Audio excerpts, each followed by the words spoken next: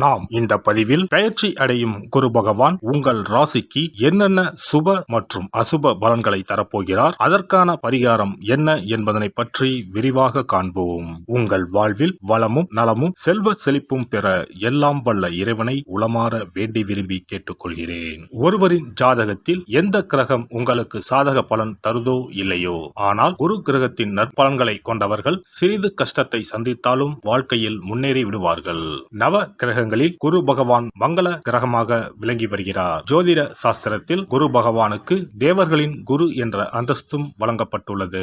இவர் நல்ல பலன்களை அளிக்கும் கிரகமாக கருதப்படுகிறார். திருமணம், மகிழ்ச்சி, குழந்தைகள், நல்ல அதிர்ஷ்டம், அறிவு, கல்வி, பேச்சாற்றல், மரியாதை, நல்ல ஒழுக்கம் ஆகியவற்றுக்கு இவர் காரணியாக உள்ளார். ஒருவரது ஜாதகத்தில் குரு பகவான் நல்ல இடத்தில் இருந்தால் அவர் வாழ்வில் மிகுந்த மகிழ்ச்சியையும் செழிப்பையும் பெறுகிறார். அவர் வெற்றியின் உச்சம் தொடுவதை யாராலும் தடுக்க முடியாது. குருவின் அருள் பெற்ற நபர்களுக்கு அறிவாற்றல் மேம்பட்டு சமூகத்தில் நல்ல கௌரவமும் பெற்றிருப்பார்கள். 12 ஆண்டுகளுக்கு பிறகு குரு பகவான் ரிஷப ராசியில் பிரவேசிக்க உள்ளார். ஜோதிடத்தில் முக்கிய கிரக பெயர்ச்சிகளில் ஒன்றாக கருதப்படுவது குரு பெயர்ச்சி. இந்த ஆண்டு குரு பெயர்ச்சி 2024 மே 1ஆம் தேதி நடக்க உள்ளது. குருவின் அமைப்பும் குருவின் பார்வையும் எப்படிப்பட்ட பலனை அள்ளித்தரும் என்பதை தெரிந்து கொள்வோம். கால சக்கரத்தில் தனுசு, மீன ராசிகளுக்கு அதிபதியான குரு பகவான் தற்போது மேச ராசியில் சஞ்சாரம் செய்து வருகின்றார். இவர் 2024ஆம் ஆண்டு மே மாதம் 1ஆம் தேதி நண்பகல் 12:59 மேச ராசியில் உள்ள கிருத்திகை 1ஆம் பாதத்தில் இருந்து ரிஷப ராசியில் உள்ள கிருத்திகை 2ஆம் பாதத்திற்கு பெயர்ச்சியாக உள்ளார். குரு பெயர்ச்சி பெறும் ஸ்தானத்தை விட குருவின் 5, 7, 9ஆம் பார்வை பெறக்கூடிய ராசிகள் மிகவும் சிறப்பான பலன்களை பெற்றிடும் என்பது ஜோதிட விதி. 2024ஆம் ஆண்டில் நடக்கும் குரு பெயர்ச்சியின் தாக்கம் அனைத்து ராசிகளிலும் இருக்கும். எனினும் சில ராசிகளுக்கு குருவின் இந்த மாற்றம் பலவித நற்பலன்களை அளித்தரும். இவர்கள் எடுத்த காரியங்கள் அனைத்திலும் வெற்றி பெறுவார்கள். நீண்ட நாட்களாக நடக்காமல் இருந்த பல விஷயங்கள் குரு பெயர்ச்சிக்கு பிறகு வெற்றிகரமாக நடந்து முடியும். இவர்களுக்கு அதிர்ஷ்டத்தின் ஆதரவு முழுமையாக இருக்கும். இந்த குரு பெயர்ச்சியானது ஒரு சில ராசிக்காரர்களின் வாழ்வை புரட்டி போட போகிறது. துரோகத்தால் பிரிந்த கணவன் மனைவி, சகோதர சகோதரி உறவு ஒன்று சேர போகிறது. நட்பு என்னும் நஞ்சால் உங்கள் உறவை பிரித்த துரோகியை இனம் கண்டு உண்மையான உறவு யார் என்பதனை அறிந்து கொள்வீர்கள். நஷ்டம் மட்டுமே பார்த்த வியாபாரிகள் திடீர் லாபத்தை அடைய உள்ளீர்கள். திடீர் லாட்டரி அடித்தது போல லாபம் இரட்டிப்பாகும். சனி பார்வையினால் ஏற்படும் காம சிந்தனைகள் இந்த குரு பெயர்ச்சியினால் சரியாகும். தகாத பெண் உறவை தவிர்த்து ஆன்மீக பயணத்தை தொடர்வீர்கள். சதி எதுவாக இருந்தாலும் அதை முறியடிப்பது சிவனின் விதியாகும். சிவனின் துணை இருந்தால் எதிரில் யமனே வந்தாலும் சமாளித்து வெற்றி அடையலாம். இனி உங்கள் ராசிக்கான பலன்கள் என்ன என்பதனையும் அதற்கான பரிகாரம் என்ன என்பதனையும் பார்ப்போம். துலாம் ராசி அன்பர்களே, சுக்கிரனை ராசி அதிபதியாக கொண்ட துலாம் ராசிக்காரர்களுக்கு ராசிக்கு 7ஆம் பாவத்தில் பயணம் செய்யும் குரு பகவான் சித்திரை மாதம் முதல் 8ஆம் வீடான அஷ்டமஸ்தானத்தில் பயணம் செய்ய போகிறார். ஏற்கனவே இருந்த இடம் நல்ல இடம்தான். குரு பகவானின் நேரடி பார்வையால் யோகத்தை அனுபவித்தீர்கள். சிலருக்கு கடந்த காலங்களில் கிணற்றுக்குள் போட்ட கல்லை போல செயல்பாடுகள் முடங்கித்தான் இருந்தது. 8ஆம் வீட்டில் பயணம் செய்ய போகும் குரு பகவான் உங்கள் ராசிக்கு 12ஆம் பாவத்தை பார்க்க போவதால் இதுவரை தடைப்பட்ட காரியங்கள் விரைந்து நடக்கும். அதே நேரத்தில் தனஸ்தானத்தை குரு பகவான் பார்க்க போவதால் உங்களின் பொருளாதார நிலை உயரும். பண வருமானம் அதிகரிக்கும். சேமிப்புகள் கூடும். குடும்பத்தில் சுபகாரியம் நடைபெறும். பணம் கொடுக்கல் வாங்கலில் உள்ள சிக்கல்கள் மறையும். கொடுத்த கடன் திரும்ப வரும். வரவேண்டிய பண வருமானம் கைக்கு வரும். பூர்வீக சொத்துக்கள் விற்பனை செய்வதன் மூலமாக அல்லது வாங்கிய சொத்துக்களை நல்ல விலைக்கு விற்பதால் லாபம் வரும். பணத்தால் குடும்பத்தில் ஏற்பட்டுள்ள மனக்கசப்புகள் அகலும். கணவன் மனைவி உறவு பலப்படும்.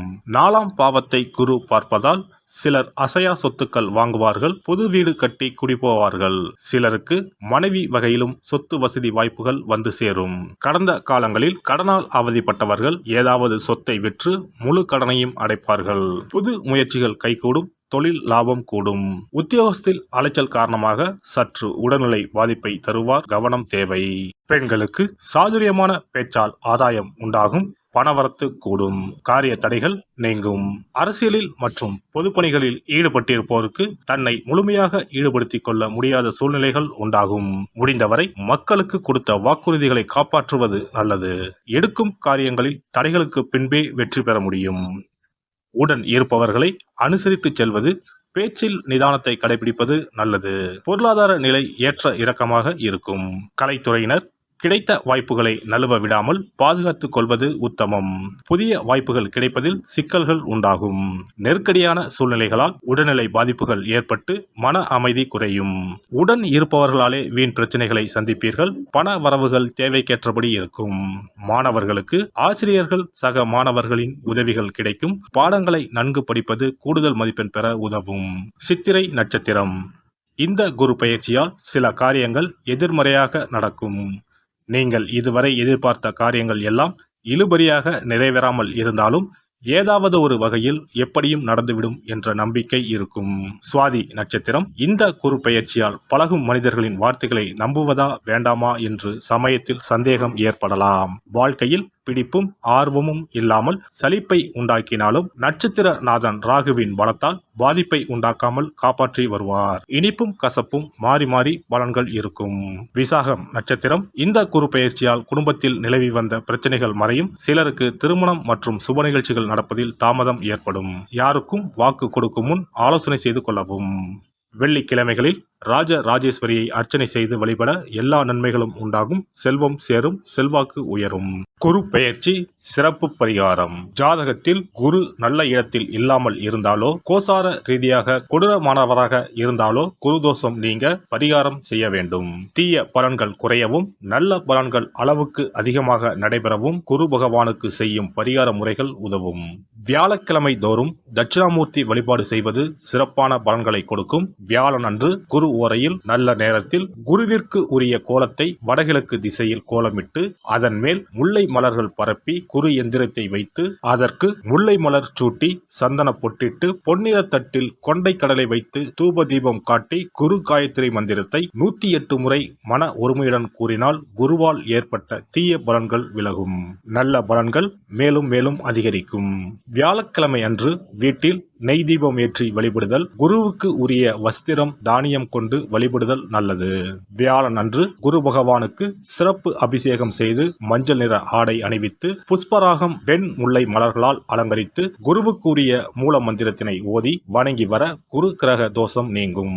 மஞ்சள் நிற ஆடையை உடுத்துவது, புஷ்பராக மணியை அணிவது, மஞ்சள் நிற ஆடை, கடலை, தானியம் ஆகியவற்றை தானம் செய்வது, வியாழக்கிழமைகளில் விரதங்களை மேற்கொள்வது ஆகியவற்றால் குருதோஷ பரிகாரங்களை செய்யலாம். உங்களால் முடிந்த அளவிற்கு ஏழை எளியோருக்கு தானம் தர்மம் செய்தால் வாழ்க்கையில் அமைதி கிடைக்கும்.